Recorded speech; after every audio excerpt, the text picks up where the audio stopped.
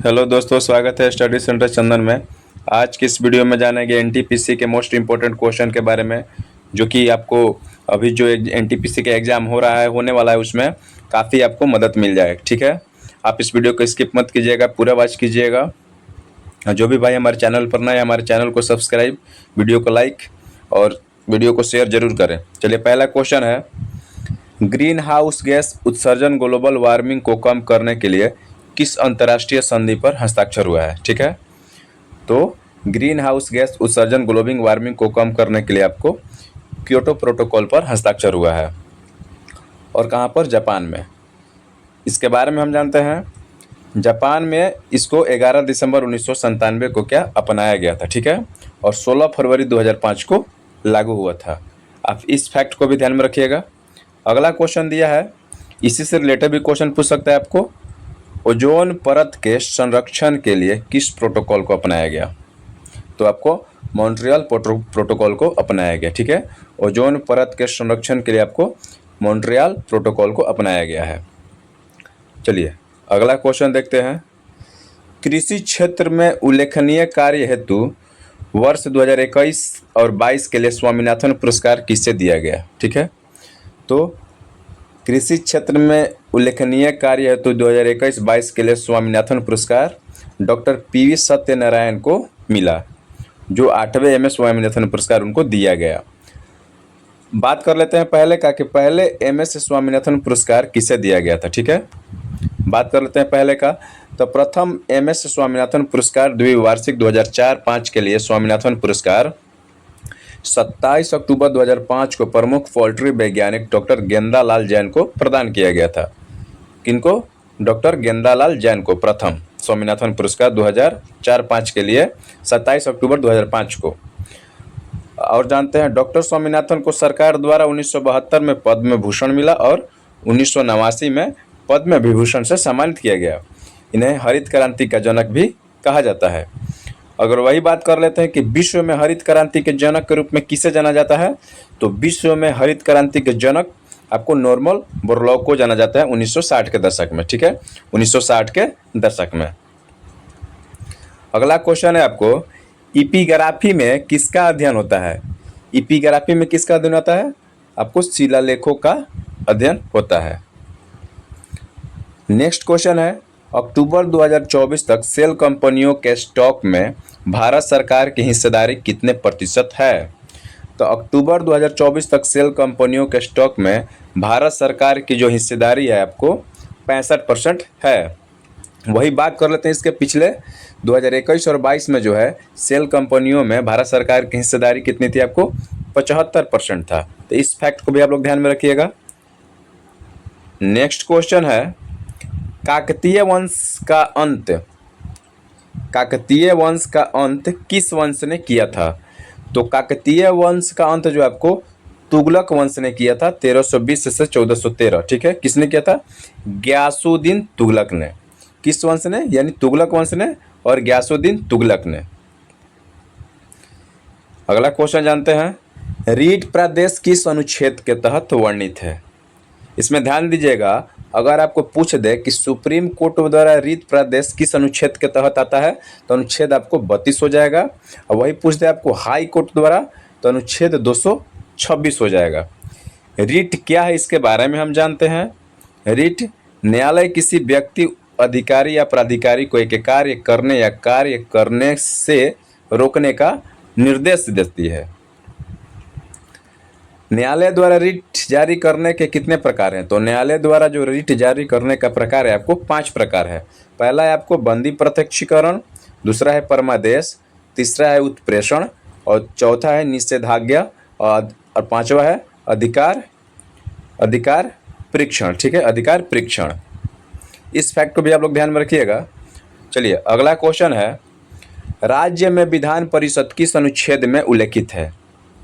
तो अनुच्छेद 159 के अनुसार राज्यों का विधान परिषद के गठन अथवा विघटन करने का अधिकार है। तो आपको अनुच्छेद 159 राइट आंसर हो जाएगा, अनुच्छेद 159। बाकी सब के बारे में जान लेते हैं। अनुच्छेद 168 में आपको राज्यों के विधानमंडल का गठन है, अनुच्छेद 168 में। अनुच्छेद 170 में विधानसभाओं की संरचना है। अनुच्छेद 171 में विधान परिषदों की संरचना है। अनुच्छेद 81 लोकसभा के गठन के बारे में प्रावधान किया गया है उसमें। तो इस फैक्ट को भी आप लोग ध्यान में रखिएगा। चलिए अगला क्वेश्चन दिया है, विक्रमादित्य की उपाधि किस गुप्त शासक को दी गई थी? तो विक्रमादित्य की जो उपाधि आपको चंद्रगुप्त द्वितीय को दिया गया था। अगला क्वेश्चन दिया है, चंद्रगुप्त द्वितीय की पुत्री कौन थी? चंद्रगुप्त द्वितीय की जो पुत्री थी आपको प्रभावती गुप्ता थी। उनकी पत्नी का नाम क्या था? ध्रुव देवी, और दूसरी कुबेर नागा था। उनका बेटा का नाम था कुमार गुप्त या गोविंद गुप्ता।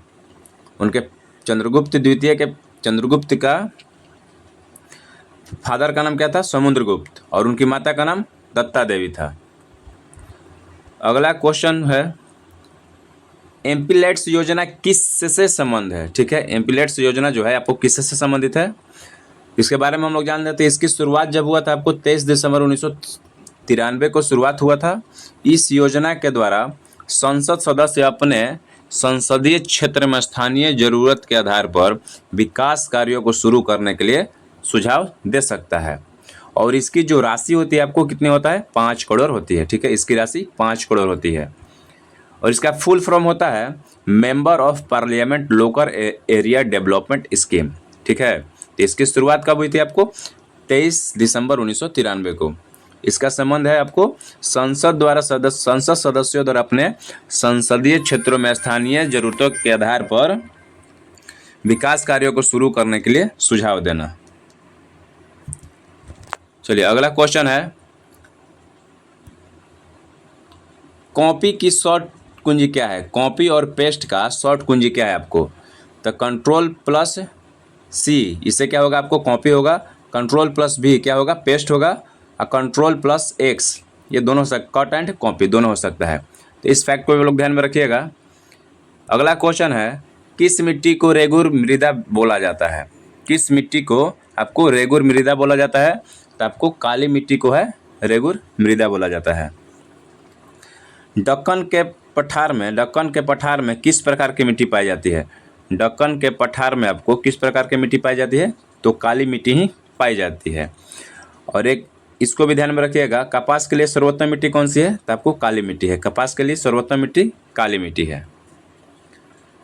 अगला क्वेश्चन दिया है, उड़ीसा के रायगढ़, कालाहांडी, कोरापुट, कंधमाल और सुंदरगढ़ जिले में कौन सा खनिज पाया जाता है? तो ऑप्शन दिया था आपको बॉक्साइट, मैग्नीज, कॉपर, आयरन। ठीक है, तो इसमें से आपका बॉक्साइट जो है इन सब जिले में पाया जाता है। इस बात को ध्यान रखिएगा। अगला क्वेश्चन है, पश्चिमी भारत की किस गुफा को 1987 में यूनेस्को द्वारा विश्व धरोहर में शामिल किया गया है?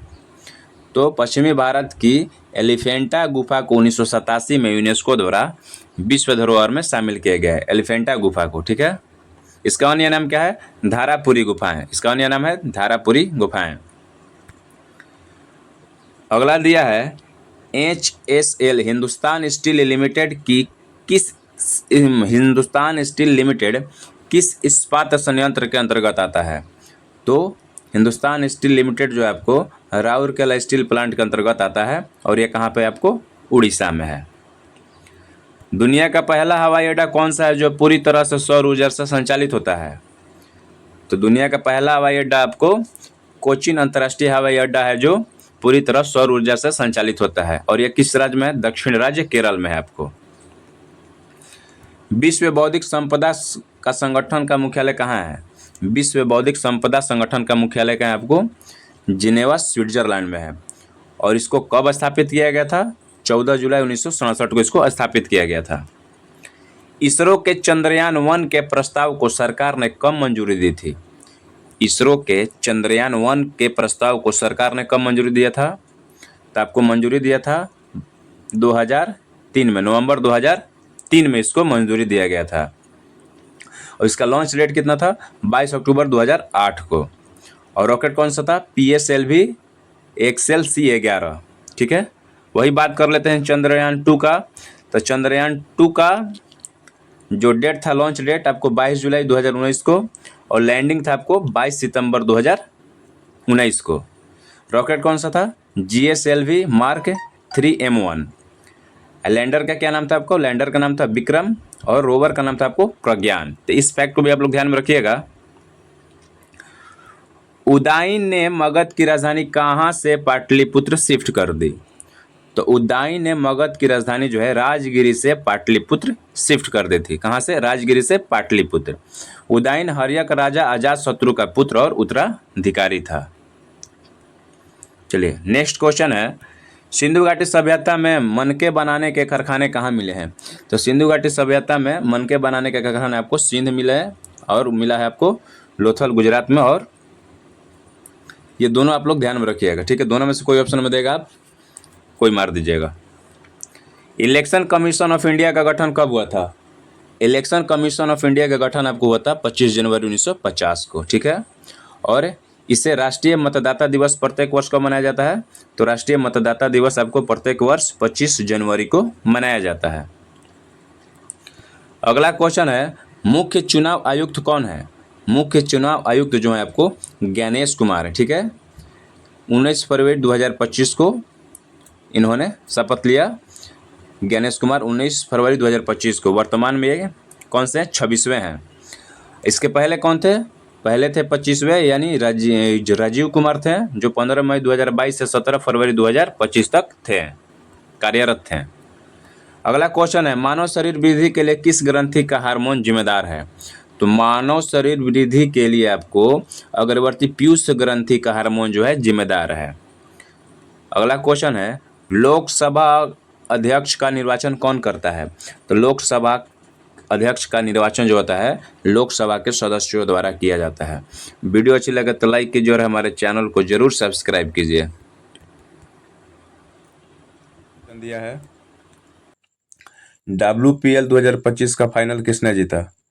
तो WPL 2025 का फाइनल जो है आपको मुंबई इंडियंस ने दिल्ली कैपिटल को हराकर अपना दूसरा खिताब जीता था, ठीक है। कितना रनों से? 8 रन से हराया था इसको। मुंबई इंडियंस ने दिल्ली कैपिटल्स को 8 रन से हराकर अपना दूसरा खिताब जीता था। अब वही आपसे बात कर ले कि महिला प्रीमियर लीग जो है ये कौन सा सीजन था? तो ये आपका तीसरा सीजन था, ठीक है, तीसरा। और ये बात करेगा आपसे, शायद आने वाले शिफ्ट में पूछ सकता है आपसे कि टूर्नामेंट कितने स्थानों पर खेला गया था? तो टूर्नामेंट जो आपको 4 स्थानों पर खेला गया था, जिसमें बेंगलुरु, लखनऊ, मुंबई और बड़ौदा था। इसमें आपको एक और क्वेश्चन बन सकता है कि WPL 2025 का फाइनल मैच किस स्टेडियम में खेला गया था? तो WPL 2025 का फाइनल मैच आपको मुंबई के ब्रेबॉर्न स्टेडियम में खेला गया था। इस टोटल फैक्ट को आप लोग ध्यान में रखिएगा, ठीक है। चलिए नेक्स्ट क्वेश्चन है, 2025 में भारत के वर्तमान नियंत्रक एवं महालेखा परीक्षक कौन है? 2025 में भारत के वर्तमान नियंत्रक एवं महालेखा परीक्षक कौन है? तो MK संजय मूर्ति उन्होंने कौन है? MK संजय मूर्ति। MK संजय मूर्ति जिन्होंने 21 नवंबर 2024 को पदभार ग्रहण किया और यह भारत के 15वें नियंत्रक महालेखा परीक्षक है, ठीक है। भारत के 15वें, ये भी ध्यान रखिएगा, 15वें। वह किसकी जगह लेंगे? गिरीश चंद्र मुर्मू की जगह लेंगे वो। अब वही बात कर लेते हैं कि भारत के पहले नियंत्रक एवं महालेखा परीक्षक कौन थे? तो भारत के पहले नियंत्रक एवं महालेखा परीक्षक वी नरहरि राव थे, वी.नरहरि राव थे। अगला क्वेश्चन है, पूर्वी तट रेखा भारत के किन किन राज्यों को जोड़ती है? पूर्वी तट रेखा भारत के किन किन राज्यों को जोड़ती है? आइए इसके बारे में जानते हैं।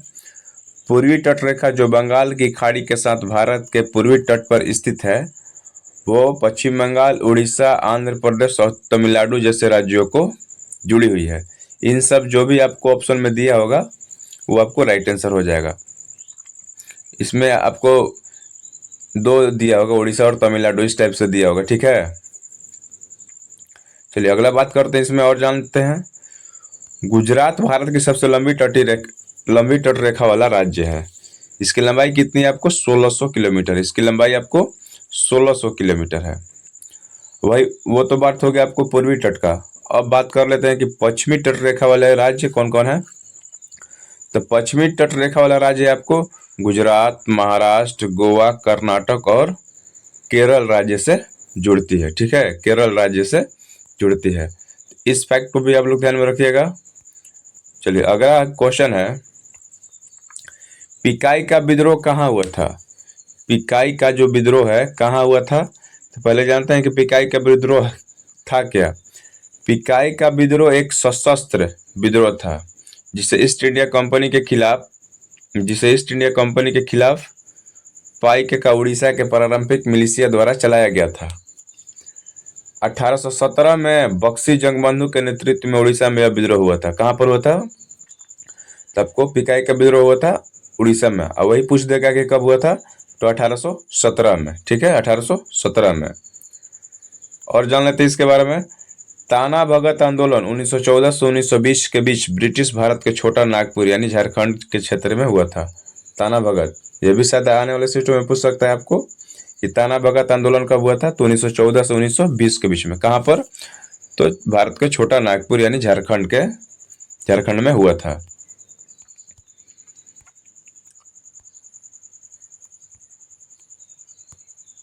यह आंदोलन मुख्यतः उराव जनजाति के लोगों द्वारा शुरू किया गया था।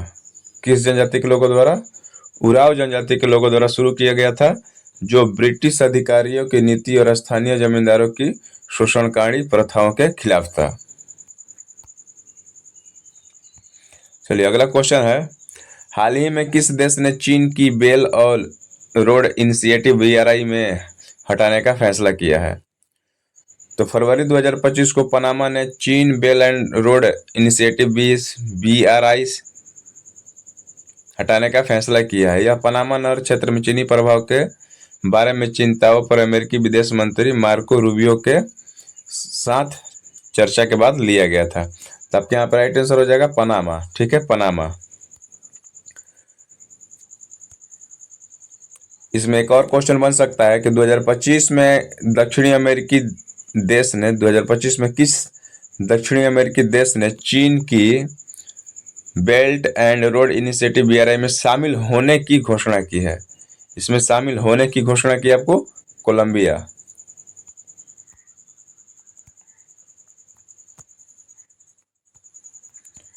अगला क्वेश्चन है कि कोलकाता में वेदांत कॉलेज की स्थापना किसके द्वारा शुरू किया गया था?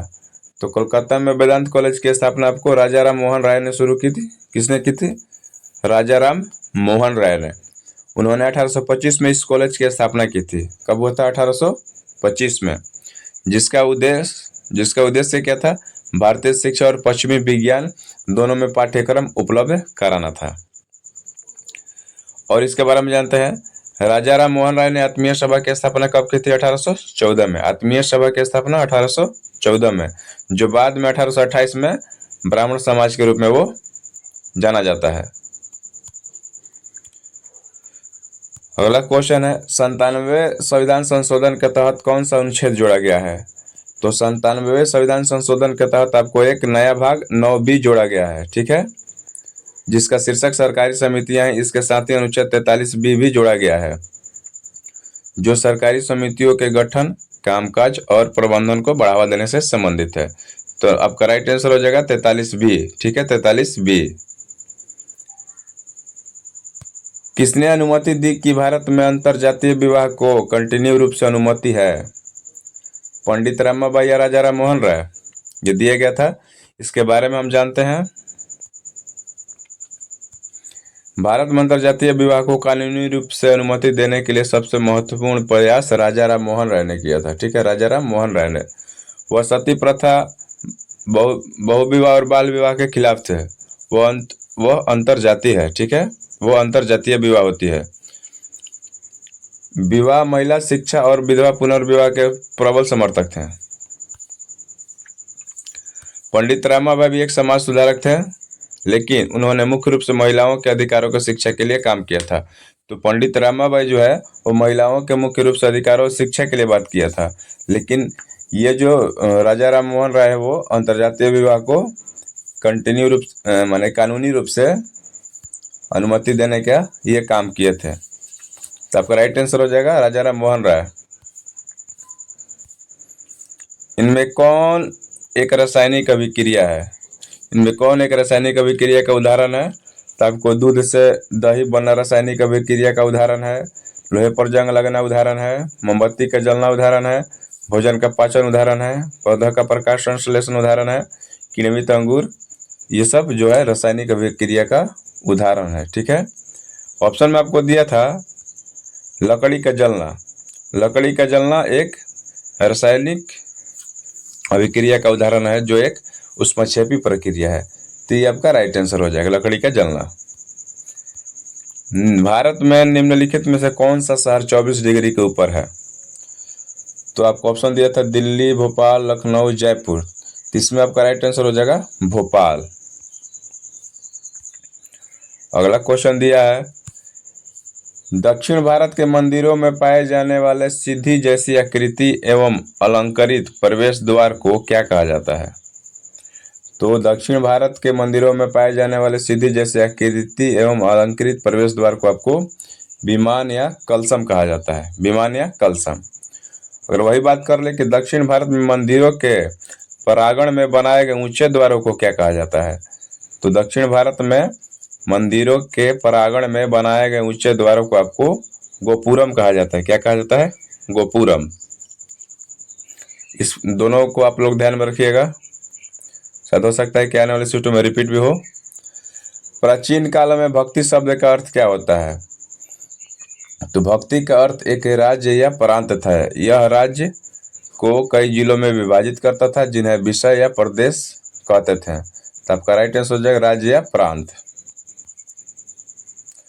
वर्चुअल मेमोरी का प्राथमिक उद्देश्य क्या है? वर्चुअल मेमोरी का प्राथमिक उद्देश्य कंप्यूटर को रैम में भौतिक रूप से उपलब्ध मेमोरी से अधिक मेमोरी का उपयोग करने में सक्षम होना। ये आपका राइट आंसर हो जाएगा, ऑप्शन में दिया था। वीडियो अच्छी लगे तो लाइक कीजिएगा और हमारे चैनल को जरूर सब्सक्राइब कीजिए। वर्तमान में झारखंड में किस पार्टी की सरकार है? तो झारखंड विधानसभा चुनाव परिणाम 2024। झारखंड विधानसभा चुनाव में जेएमएम के नेतृत्व वाले गठबंधन 81 में 156 सीटों पर जीत हासिल की, जबकि भाजपा के नेतृत्व वाले एनडीए को 24 सीटों पर जीत मिली। तो आपको जेएमएम पार्टी की सरकार है, वहां पर जेएमएम पार्टी की सरकार है। भारत में बेरोजगारी की दर कितनी है? तो भारत में बेरोजगारी की दर कितनी है? आपको अप्रैल 2025 में जारी किए गए पहले मासिक सर्वेक्षण के आंकड़ों के आधार पर भारत में नवीनतम मासिक बेरोजगारी दर है आपको 5.1। आपका राइट आंसर हो जाएगा 5.1। इससे पहले शायद था आपको 3.1 करीब में, 3.1 करीब में। अगला क्वेश्चन दिया है, जब नवंबर 2024 में डेयरी मिशन के तहत हर साल नवंबर महीने में कौन सा दिवस मनाया जाता है? तो हर साल 26 नवंबर को राष्ट्रीय दूध दिवस मनाया जाता है। हर साल 26 नवंबर को राष्ट्रीय दूध दिवस मनाया जाता है।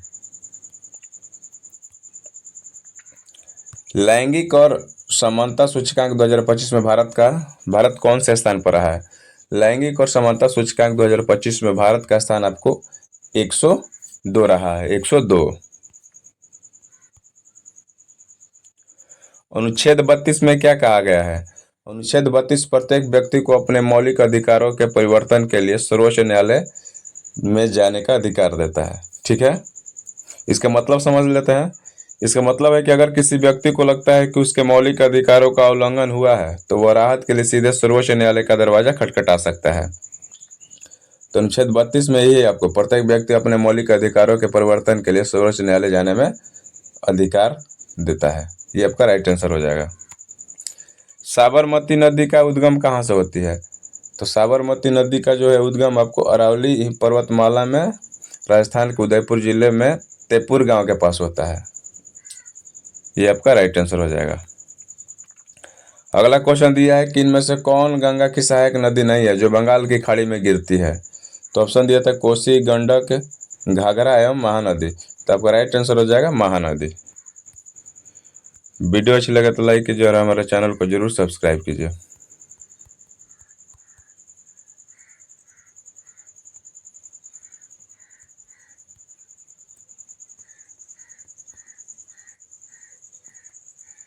ऊर्जा कैसी मात्रा क्या होता है? ऊर्जा कैसी मात्रा क्या होता है? तो पहले हम ऊर्जा के बारे में जान लेते हैं। किसी वस्तु में कार्य करने की क्षमता उस वस्तु की ऊर्जा कहलाती है। ठीक है, किसी वस्तु में कार्य करने की क्षमता जो होती है उस वस्तु की ऊर्जा कहलाती है। अगर वही आपसे पूछता है कि ऊर्जा कौन सी राशि है, तो ऊर्जा एक अदिश राशि है, ठीक है। और ऊर्जा का इसी मात्रक क्या होता है, आपको जूल होता है। ऊर्जा का इसी मात्रक जूल होता है। इस बात को भी आप लोग ध्यान में रखिएगा। अगला क्वेश्चन दिया है, बंगाल विभाजन किस वर्ष रद्द कर दिया गया था? तो बंगाल विभाजन 1911 में रद्द किया गया था। और किसने किया था? लॉर्ड हार्डिंग ने किया था, ठीक है। बंगाल विभाजन 1911 में लॉर्ड हार्डिंग ने किया था। वही बात कर लेते हैं कुछ और फैक्ट के बारे में। विभाजन की घोषणा 19 जुलाई 1905 को की गई थी। बंगाल विभाजन 16 अक्टूबर 1905 को प्रभाव में आया था। और इसका विभाजन जो है किसने किया था? लॉर्ड कर्जन ने किया था। इस बात को भी आप लोग ध्यान में रखिएगा।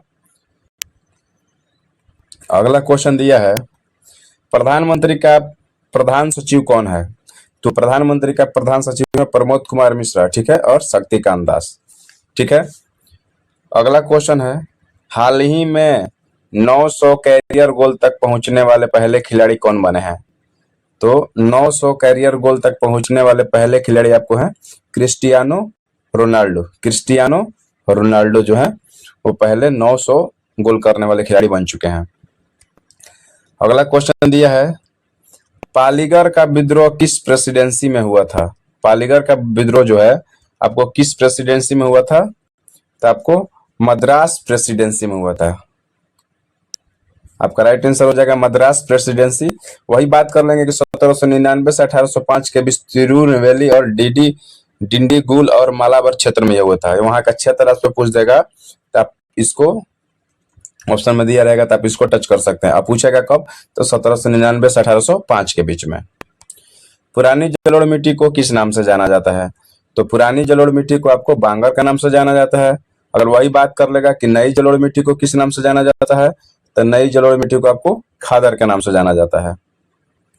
नेक्स्ट क्वेश्चन दिया है, झारखंड में इनमें से कौन सा अभयारण्य है? झारखंड में इनमें से कौन सा अभयारण्य है?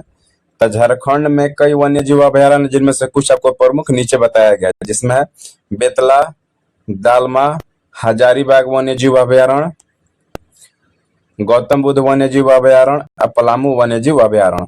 आपको ऑप्शन में दिया था पलामू वन्य जीव अभयारण्य, इसका राइट आंसर हो जाएगा, ठीक है।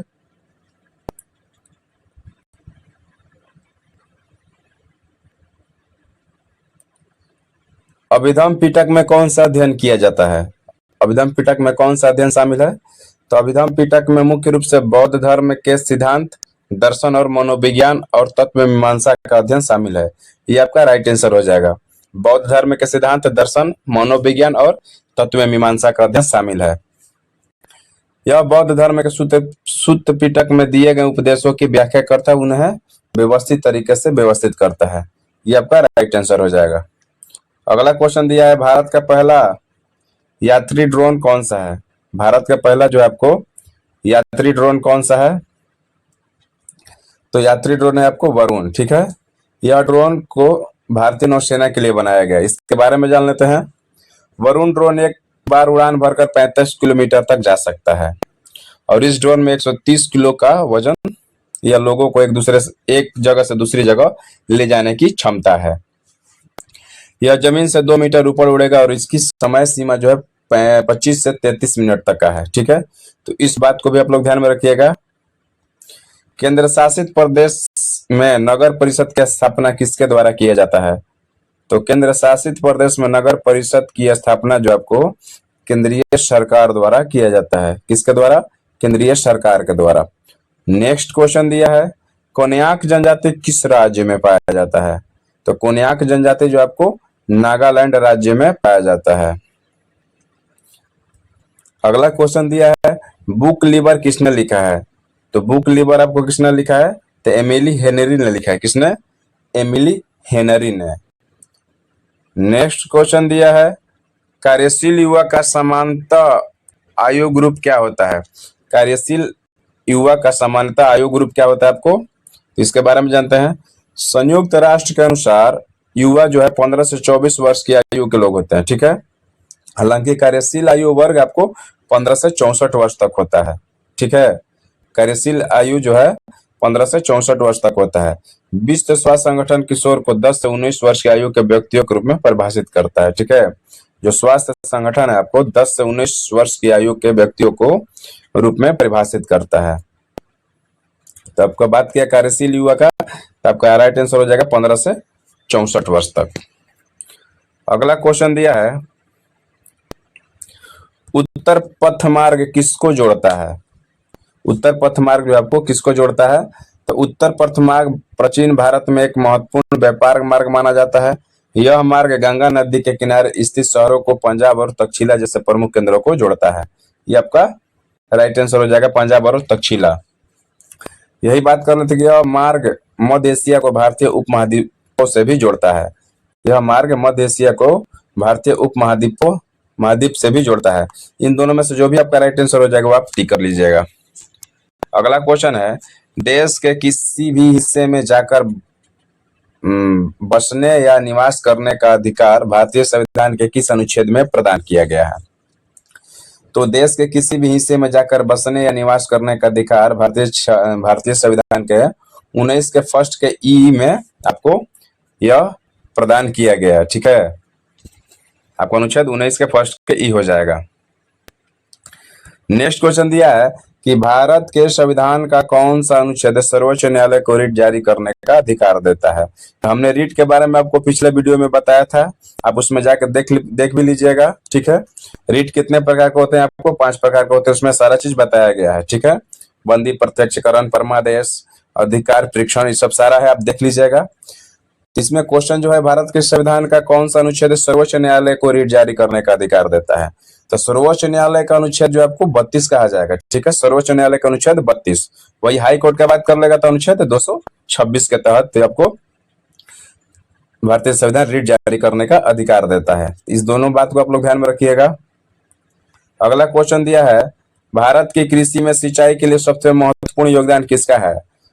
तो भारत में कृषि के लिए सिंचाई में भूजल कण का सबसे महत्वपूर्ण योगदान है, क्योंकि यह कल सिंचाई का 67% हिस्सा होता है। इसके बाद नहर सिंचाई का स्थान आता है, जो देश के लगभग 26% भूमि की सिंचाई करता है। अगला क्वेश्चन दिया है, पूर्वी घाट का मैदान कैसा है? तो पूर्वी घाट का मैदान आपको पूर्वी घाट क्षेत्रों में पहाड़ और विस्तृत तटीय मैदान दोनों की विशेषता है। ये आपका राइट आंसर हो जाएगा। अगला क्वेश्चन दिया है, power within the leadership legacy of Narendra Modi written by, किसके द्वारा लिखा गया आपको? तो आर बालू के द्वारा लिखा गया है आपको। Power within the leadership legacy of Narendra Modi, R Balu के द्वारा लिखा गया है।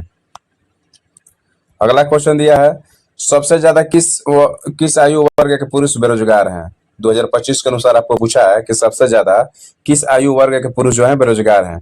तो भारत में 15 से 29 वर्ष की आयु के पुरुषों की बेरोजगारी दर सबसे ज्यादा है। आपको कितना है? 13.8%। ठीक है, ये भी बात को ध्यान रखिएगा, 13.8%। अगला क्वेश्चन दिया है, राष्ट्रीय मानव अधिकार आयोग में कितने पूर्णकालिक सदस्य होते हैं? तो पहले जान लेते हैं कि राष्ट्रीय मानव अधिकार आयोग का गठन जो आपको हुआ था 12 अक्टूबर 1993 को किया गया था। मानव अधिकार संरक्षण अधिनियम 1993 द्वारा निकाय को वैधानिक दर्जा दिया गया था। आयोग का उद्देश्य मानव अधिकार को बढ़ावा देना था। ठीक है, और उनकी रक्षा करना। आयोग में 1 अध्यक्ष और 5 पूर्णकालिक सदस्य होते हैं और 7 डीम्ड सदस्य होते हैं। तो इसमें आपको पूछा है कि पूर्णकालिक सदस्य कितने होते हैं? इसमें पूर्णकालिक सदस्य जो आपको राइट आंसर हो जाएगा 5। इस बात को पे आप लोग ध्यान रखिएगा, डीम्ड सदस्य 7 होते हैं और 1 जो होता है अध्यक्ष होता है। और इस संरक्षण अधिनियम, मानव अधिकार संरक्षण अधिनियम जो हुआ था कब? आपको 1993 में। और राष्ट्रीय मानव अधिकार आयोग का गठन कब हुआ था? 12 अक्टूबर 1993 को। डेट के साथ में आप लोग याद रखिएगा। अगला क्वेश्चन दिया है, एमएस वर्ड में डॉक्यूमेंट को सेव करने का शॉर्ट क्या है? एमएस वर्ड में डॉक्यूमेंट को सेव करने का शॉर्टकट आपको कंट्रोल+ क्या है? एस है, कंट्रोल+S। अगला क्वेश्चन दिया है, निम्नलिखित में से किस प्रतिहार राजा को आदियु राह की उपाधि दी गई थी? तो मिहिर भोज जो प्रतिहार राजा थे उनको आदियु राह की उपाधि दिया गया था। वही पूछ दिया आपको कि मिहिर भोज किसके भक्त थे? तो विष्णु के भक्त थे। वीडियो अच्छी लगे तो लाइक कीजिए और हमारे चैनल को जरूर सब्सक्राइब कीजिए। Please support me.